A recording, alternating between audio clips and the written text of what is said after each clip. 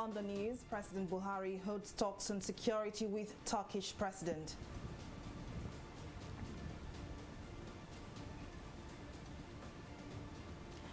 Ishaku raises alarm over plot to establish Boko Haram ISWAP camps in Taraba State.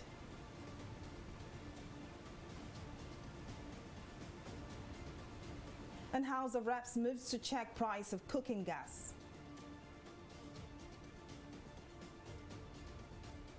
We're glad to have you join us on News Now. I am Falashade Ogrinde. In order to eliminate both internal and external security threats, Nigeria will partner with the Republic of Turkey in dealing with the current security challenges facing the nation. President Buhari made this known at a bilateral meeting with President Recep Tayyip Erdogan shortly before the official commencement of the third Turkey-Africa Partnership Summit in Istanbul, Turkey. According to a statement by presidential spokesperson Garba Shehu, Buhari said Turkey has practical experience in dealing with insecurity. Buhari said the relationship between the two countries will help to grow mutual benefits, adding that he is pleased with the support offered by Turkey in the area of security. No fewer than 9 persons have been confirmed dead in separate attacks by bandits in 4 local government areas of Kaduna State. The State Commissioner for Internal Security and Home Affairs in the state, Samuel Arwan, confirmed the attacks and the casualty figure. He said the affected areas to include Chukun, Igabi, Zaria and Zango Katef. He explained that 4 persons were killed in Chukun local government area, 4 in Kataf, LGA, while 1 person lost his life after bandits attacked Saya village in Zaria, bringing the total number of those killed to 9. In his reaction, Governor Nasser El-Rufai condemned the attacks, calling on security forces to intensify operations against criminal elements across the state. The Taraba State Governor Darius Ishaku has raised alarm over plots by members of the insurgent groups Boko Haram and Islamic State of West Africa Province ISWAP to establish terrorist groups in the state. The governor made the claim on Thursday in the State House of Assembly while signing the 149 billion naira 2022 budget of the state into law. The governor also threatened to dethrone any traditional ruler caught aiding criminals. I must add with emphasis that security is of a great concern to all of us. Being the quietest state in Northeast has its implications. And I want to also talk to the traditional rulers. While we have warned them severally not to allow non-indigenous to settle in the state, their persistent refusal to abide by this warning is giving a lot of cause of concern to me. My delay of coming to address you today is because of security challenges in which the Boko Haram and other ISWAP are trying to set up a scale in this state. And that is why we had to have an emergency meeting for over 1.5 hours before my coming here. It is very sad that the traditional rulers are neck deep in encouraging this insecurity. Let me warn, I will not, and I repeat, I will not tolerate it, and I will not waste time to remove any traditional ruler that misbehaves. Still on security, in the face of heightened insecurity in the country, state governors have over time described themselves as powerless chief security officers. The governors argue that security is the responsibility of the federal government as contained in the 1999 Constitution.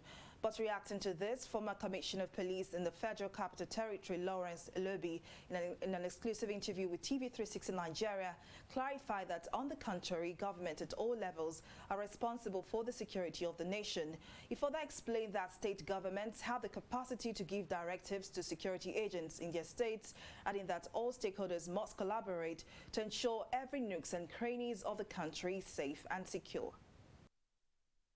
Operationally, the Commissioner of Police knows how to deploy its men to achieve effective security.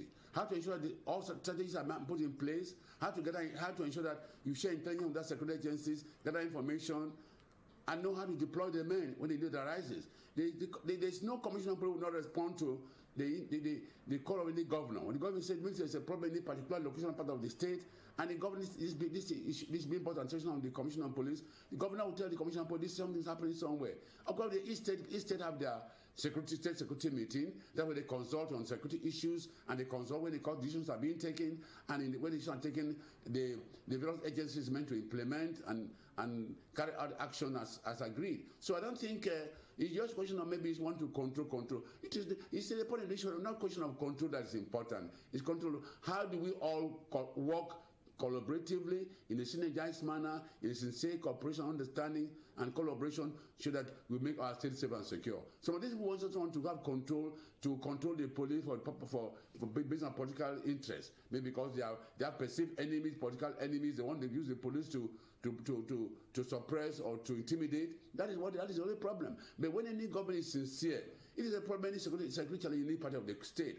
Of course, the commissioner of police has a duty to ensure that the state is safe and secure, and deploy the appropriate machinery, appropriate manpower to that particular situation, so the situation is brought under control.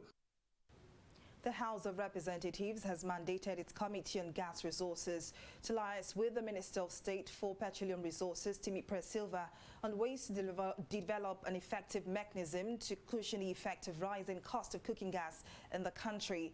The decision was sequel to a motion on urgent national importance by the lawmaker representing Odo Oti Ifelodo, Borikpe Federal Constituency of Osun State, Afolabi Rashid, on the need to prefer solutions to the negative impact on the lives of Nigerians. Our correspondent Anita Patrick has more in this report. Nigeria ranked 9th among the countries in the world with the highest reservoir of gas resources and about 207 trillion standard cubic feet as of 2019 is faced with the hardship arising high cost of cooking gas. Moving the motion to find solutions on the increment in the price of cooking gas in the country, the worry for the federal lawmaker Afolabi Rashid is that with the high cost of food and extreme poverty faced by many, it will be unnecessary to subject Nigerians to the unreasonably high cost of cooking gas. In other countries, the government actively protects and cushions the impact of rising gas price on vulnerable citizens. Concerned that a prolonged increase in the prices of essential items, especially during this Yuletide season, could have great social consequences, as it could worsen the economic hardship, thus forcing people into resort to crimes and other vices in order to survive. In a similar motion, the House challenged the Department of Petroleum Resources to immediately commence a raid on illegal liquefied petroleum gas stations springing up across the country. Moving the motion at plenary, Taiwo Oluga blamed the recent spate of gas explosions across the country on the rising number of illegal marketers and gas outlets of LPG across the country, including the FCT. The department is responsible for ensuring health, safety and environmental regulation in oil industry conform to international best practices.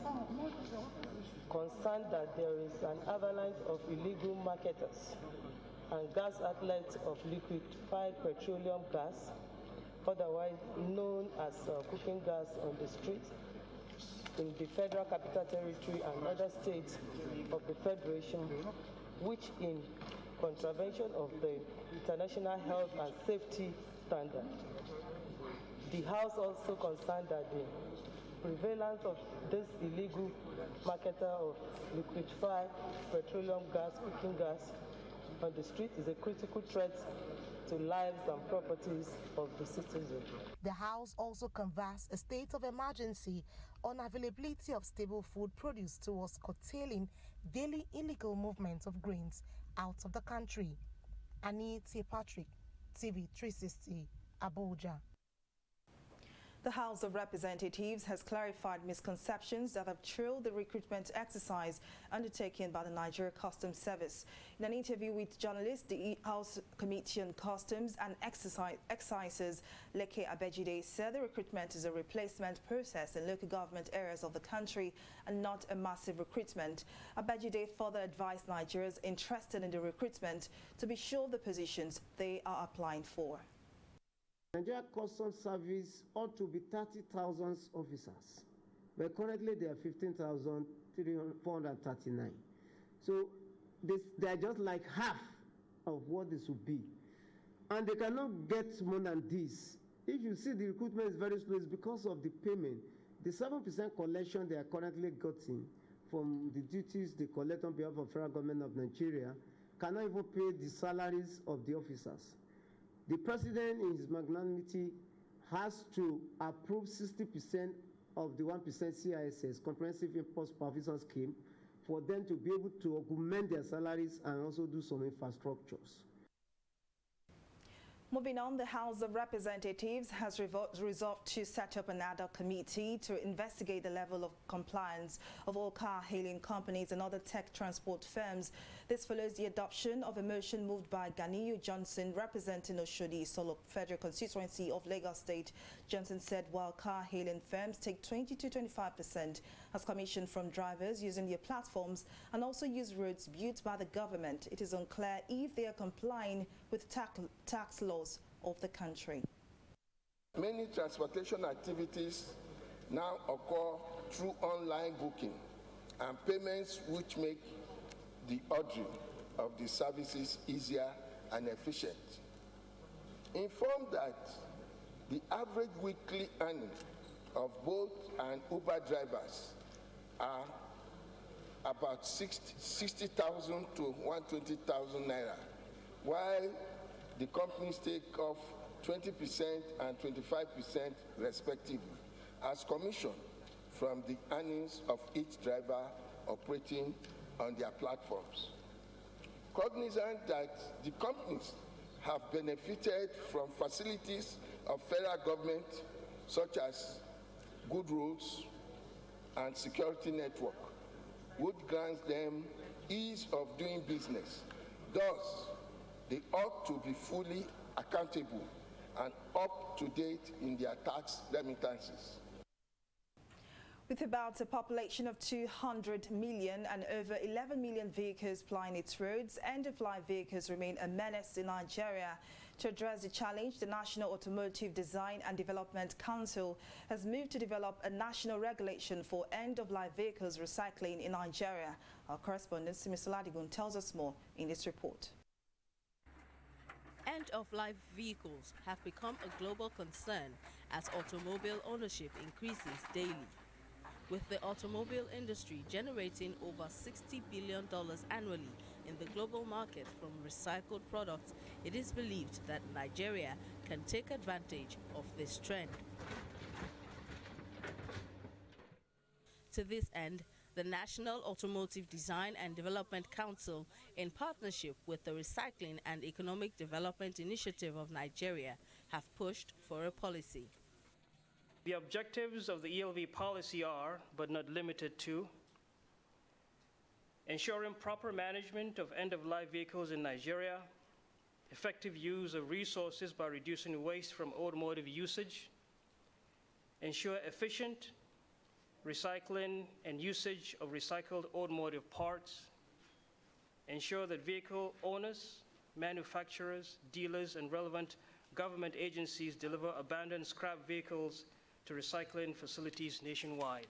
By passage of this regulation and proper implementation of what this regulation hopes to achieve, we have estimated that at least 40,000 direct jobs will be created in Nigeria from recycling facilities, collection systems, dismantling systems, and also, of course, the transportation and final disposal of automotive components. Other partners pledged their commitments to the cause as the recycling effort is bound to generate employment opportunities as well as revenue. The agency has worked closely with the National Automotive Design and Development Council During the development of the end-of-life vehicle recycling regulation for Nigeria, we hope to continue to work together for seamless operationalization of the EPR in the sector. In due course, next year we develop the sector-specific EPR guidelines to guide all activities in line with the international best practices. Dumping of vehicles along the major corridors caused a lot of accidents on the road, and it became a menace to our system in terms of operations. Federal Ministry of Transport really appreciates on these laudable things, and we would like to join you as one of the critical stakeholders to partner with you and your agency towards making the environment clean, and in terms of mobility, so that at least our vehicle can move freely and the road will be much safer. Nigeria has all it takes to be a major global hub in the management of scrap metals from end-of-life vehicles. And with the proposed regulation on end-of-life vehicles, there would be massive reduction in environmental pollution. Simisola Adigo, TV360 News.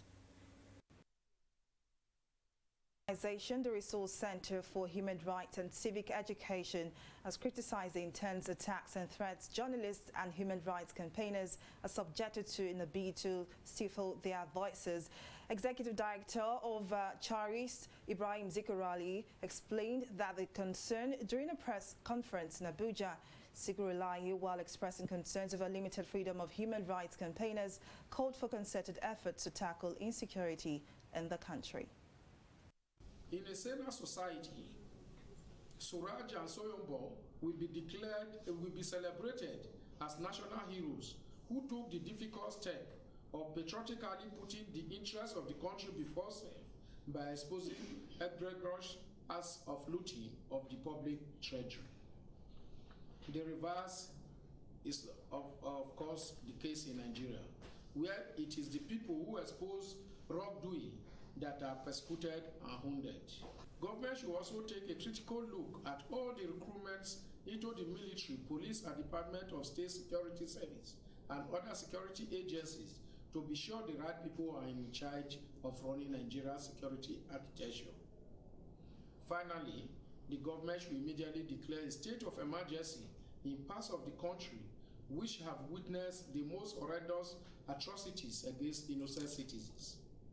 Evoking emergency powers will signal a fresh resolve to tackle the existential threat of insecurity, just as it will enable the government to summon all the required human and material resources to restore its authority in the most affected parts of Nigeria. We'll take a break here, but still to come, Nigeria records over 1,000 single-day infections for 2 consecutive days. But details of the story and more right after this break.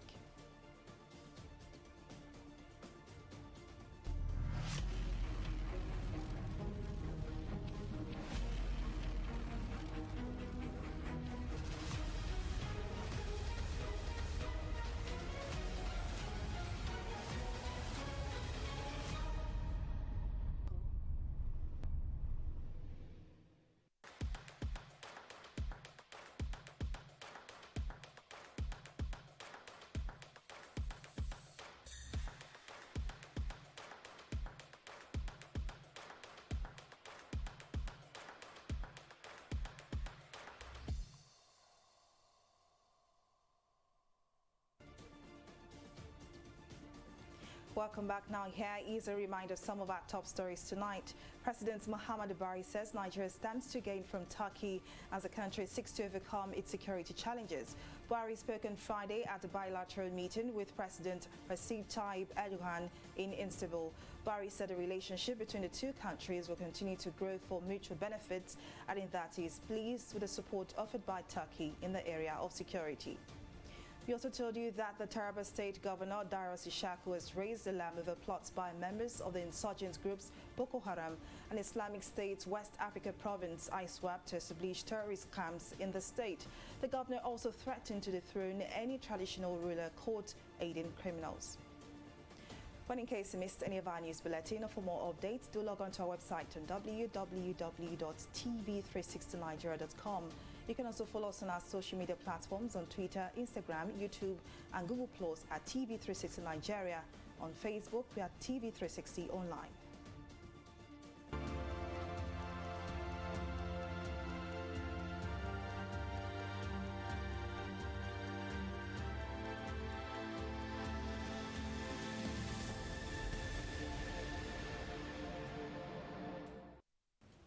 For 2 consecutive days, Nigeria's daily COVID-19 infection numbers has exceeded 1,000 cases. On Thursday, the Nigeria Center for Disease Control (NCDC) confirmed 1,050 new COVID-19 infections in 10 states and the Federal Capital Territory (FCT). The new confirmed cases brings the country's infection tally to 221,071. Topping the infection chart is Lagos, the epicenter of the virus, with 599 cases, closely followed by the FCT and Rivers with 238 and 79 infections respectively. The NCDC, however, said there were no fatalities on Thursday, leaving the total death figure at 2,983. The Sultan of Sokoto, Sa'ad Abubakar III, has said the lack of public trust remains a major challenge to the effective COVID-19 vaccination exercise in the country. Abubakar was said this at the 2021 fourth quarter review meeting of Northern Traditional Leaders Committee on Primary Healthcare Delivery in Abuja, urged the federal government to do more in building confidence in Nigerians to promote acceptance of the vaccine. Meanwhile, the executive director of the National Primary Healthcare Development Agency, Faisal Shuaib, has said the mass vaccination exercise rolled out by the government is yielding positive results as more Nigerians are getting their jabs. Because if we leave such meetings without striking all the issues, we find ourselves not being able to tell our people back home questions they will ask us, because there are so many questions. How do we convince people to take the vaccine if we don't really know how the vaccine works? We've had so many meetings, not of traditional leaders, but even religious leaders, where we discussed some of this. We got experts that explained to our ulama, but still, people were not satisfied. And one other point, for us to convince people, the people must trust us. For people to trust us, we have to tell them the truth. And while we're trying to convince people, those people who are trying to convince must have trust in the government. We have so far vaccinated over 8 million eligible Nigerians against COVID-19. Although this figure is still far from our target of 112 million individuals to attain herd immunity, we have seen a significant improvement in our coverage since we launched the mass vaccination campaign. To further increase coverage and strengthen immunity against COVID-19, the Presidential Steering Committee has approved the administration of booster doses for persons that have completed 2 doses of the AstraZeneca, Moderna, Pfizer, BioNTech, or 1 dose of the Johnson & Johnson vaccine. I'll take another break here and return with more stories and business. To stay with us.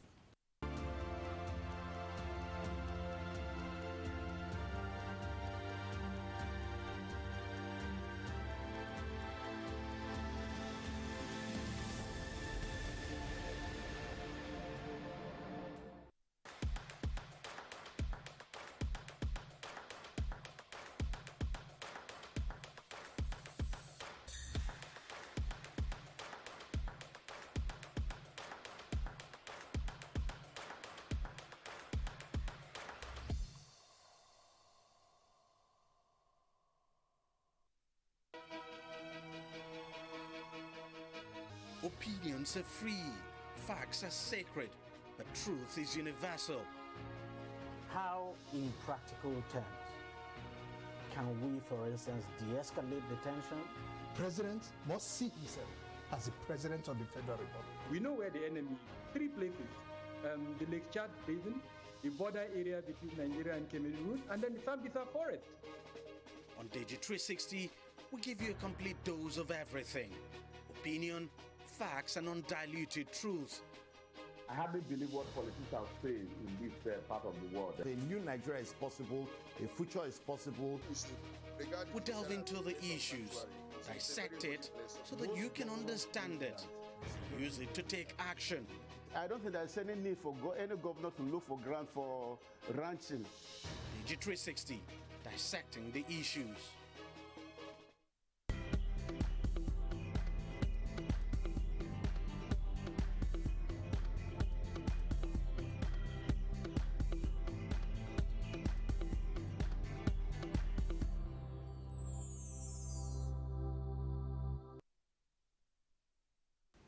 Welcome back. Well, up next is Business Stories with Mary Kanu. Over to you, Mary. Well, thank you, Folashade. And now in business.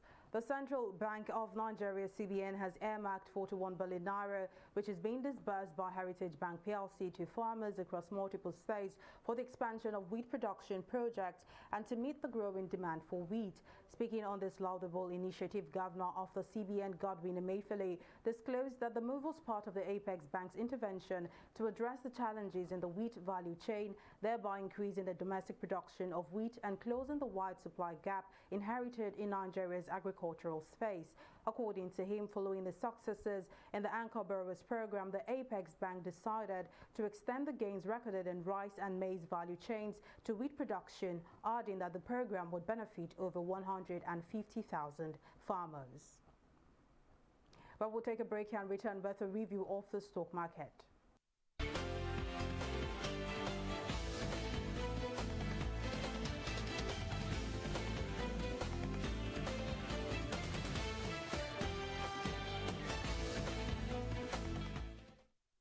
There seems to be a ping-pong movement in the market with just 7 days until Christmas. And as we can see, the market is in the greens today after losses recorded at the previous trading session. That move added about 51 billion naira to the market capitalization as some of the losses recorded on Thursday are recovered. A moderate 0.20% rebound was regained on the benchmark indicators of stock performance, with over 341 million volume of shares traded in 3,059 deals. Investors can have a cheery weekend while the bull rests on the floor of the NGX. Now, once again, the healthcare and financial services sector shine, represented by Farmdeco and Royal X alongside 21 other gainers. Now, topping the laggard table, we see Champions and Honeyflower, as well as 19 other equities record losses at the close of trading. Now, moving on to some selected stocks, the global stock market, the FTSE, the Dow Jones, and the Nikkei. Now, these stocks are all in the reds as the US and UK stocks, FTSE and Dow Jones, came under pressure, weighed down by worries about tighter monetary policy and the ongoing pandemic, as they both trade at 0.22% and 0.78%, while Asia's Nikkei retreated by more than 1% as investors reacted to the latest interest rate decision by the Federal Reserve and Bank of Japan, as Nikkei is currently trading down at 1.79%. Well, that's all on the review of the stock market. Back to Folashade. Many thanks, Mary, for that update. On the foreign scene, the United Nations has again warned that all sides in Ethiopia's civil war are committing severe human rights violations. The UN made this known at a meeting of its Human Rights Council in Geneva. The meeting, which was organized by the European Union, would decide whether to appoint an international team to investigate violations that rights groups say may amount to war crimes. The conflict in Tigray broke out in November last year when the Ethiopian government sent troops into the region to put down the Tigray People's Liberation Front after its fighters captured federal military bases. Well, up next is Entertainment Reporter News Now.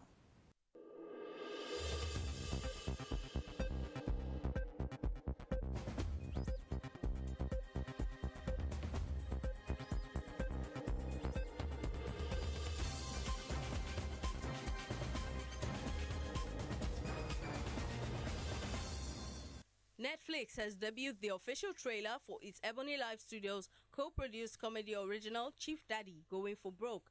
The new trailer hints on the sequel, continuing the hilarious story of the Beecroft family as they join forces to fight a mutual enemy. Directed by Niyi Akimolayan, the movie will feature half of the original cast of Joke Silva, Shafi Bello, Funke Akindele Bello, Kate Henshaw, Iniedo, Dakore Akonde, and Falz, reprising their roles with new additions Uzo Arukwe, Rahama Sadao, and Brother Shaggy. Chief Daddy 2 is set to premiere on the streaming platform in January 1, 2022. Content creation platform Stars has confirmed the production of a new drama project in collaboration with 50 Cent's G-Unit Films and Television and Mo Abudu's Ebony Live Studio. The project, titled Queen NZINGA, will be set in 17th century Angola and follows the coming-of-age story of fearless warrior Queen NZINGA, who became the first female ruler to wage a 40-year guerrilla war against the kingdom's formidable enemies and stop the cruel subjugation of her people by Portuguese slavers. In the lead role as NZINGA is star actress Yetide Badaki, who doubles as the show's co-executive producer alongside 50 Cent, Mo Abudu, and Steven the Knight. And that's all we have on the entertainment segment of News Now.